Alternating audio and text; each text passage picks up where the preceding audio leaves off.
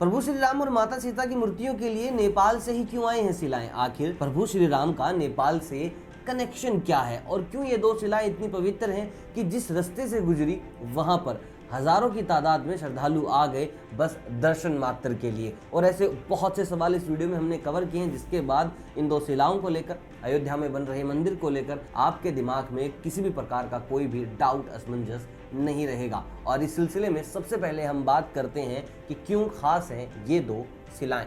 नेपाल के जनकपुर से शालिग्राम शिलाओं को अयोध्या लाया गया और ये शिलाएं काफी खास है, जिनकी प्रेजेंस से लोग बहुत भावुक हो गए हैं। इन शिलाओं को नेपाल की गंडक नदी से निकाला गया, जिसे शालिग्राम नदी भी कहा जाता है, और इंडिया में आने के बाद ये नारायणी नदी का रूप ले लेती है। इस शिला का वजन 26 टन तो दूसरी वाली का 14 टन बताया गया है, और आर्कियोलॉजिस्ट के अकॉर्डिंग ये करीब 6 करोड़ साल पुरानी है। पर आखिर इन पत्थरों को शालिग्राम नदी से ही क्यों निकाला गया? इन पत्थरों को खास इसलिए भी माना जाता है क्योंकि इन्हें भगवान विष्णु का शालिग्राम रूप माना जाता है।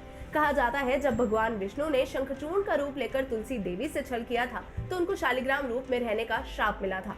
ये भी माना जाता है कि यहाँ पर लक्ष्मी माँ का भी वास होता है। ये पत्थर बाकी पत्थरों से डिफरेंट इसलिए है क्योंकि ये बाकी पत्थरों की तरह बिखरते या टूटते नहीं है। अगर आप कोई और पत्थर ले और उस पर नक्काशी करने लगे तो या फिर उसमें दरारें आ जाएंगी या फिर वो बिखरने लग जाएगा, पर शालिग्राम पत्थरों पर ऐसा नहीं होता। जितना इन पत्थरों का खास होना चर्चित है, उतना ही चर्चित इनका सफर भी है। तो एक नजर ये भी डाल लेते हैं और जान लेते हैं कि कैसा था इनका नेपाल से अयोध्या तक का सफर। ये शिलाएं 26 जनवरी को ट्रक के जरिए नेपाल के जनकपुर के पोखरण से निकली थी और नेपाल बिहार बॉर्डर के बाद 30 जनवरी को मुजफ्फरपुर पहुंची, जिसके बाद इन्हें उत्तर प्रदेश में एंट्री मिली। उत्तर प्रदेश में इनको दर्शन के लिए सीएम योगी के गांव गोरखपुर में रखा गया, जहां 1 जनवरी को सीएम योगी ने खुद इनको अयोध्या के लिए रवाना कर दिया और ये अयोध्या पहुंच चुकी हैं। प्रभु श्री राम और नेपाल का जो कनेक्शन है उसको जानने के लिए हमें चलना पड़ेगा त्रेता युग के अंदर, और ये सफर हम तय करेंगे मिथिला तक। अब देखिए, जो शब्द है मिथिला आपने ज़्यादा नहीं सुना होगा, और कभी सुना भी होगा तो रेफरेंस रही होंगी हमारी माता सीता, जिनके कई नामों में से एक नाम ऐसा भी था जहाँ उनको लोग प्यार से बोलते थे मिथिले। आपने जानकी सुना होगा, आपने सुना होगा सिया, आपने सुना होगा भूमिजा, जो कि बहुत कम लोग बोलते हैं, और मिथिले जो कि और भी कम लोग बोलते हैं, क्योंकि जहाँ पर जन्म हुआ था माता सीता का वो था मिथिला। मिथिला में जन्म हुआ तो वो बनी मिथिले।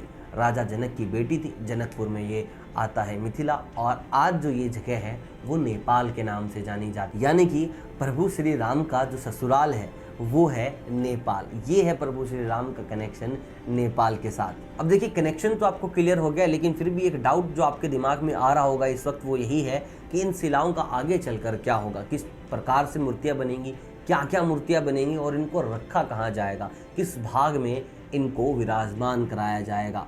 तो चलिए इस सवाल पर भी नजर डालते हैं। रिपोर्ट्स की माने तो इन शिलाओं से भगवान राम के बाल स्वरूप और सीता माँ के स्वरूप को बनाया जाएगा, जो कि खुद में ही एक खास बात है। और हाँ, ये भी अभी चर्चा में है कि इन्हें कौन सा कारीगर बनाएगा, इसको बनाने में कितना समय लगेगा और इसका क्या क्या बजट रहेगा। और ट्रस्ट की बात माने तो इनके लेकर अभी 2 कंफ्यूजन चल रही है कि इन पत्थरों को बाहर ग्राउंड में बनाया जाएगा या फिर गर्भगृह में बनाया जाएगा। जहाँ एक तरफ अयोध्या में इतना त्योहार चल रहा है, इन शिलाओं का भव्य स्वागत हुआ है, वहीं एक तरफ बिहार के एजुकेशन मिनिस्टर ने रामचरितमानस को लेकर एक विवादित बयान भी दे दिया है। और अगर आप उसके बारे में नहीं जानते हैं तो आप इस वीडियो को देख सकते हैं।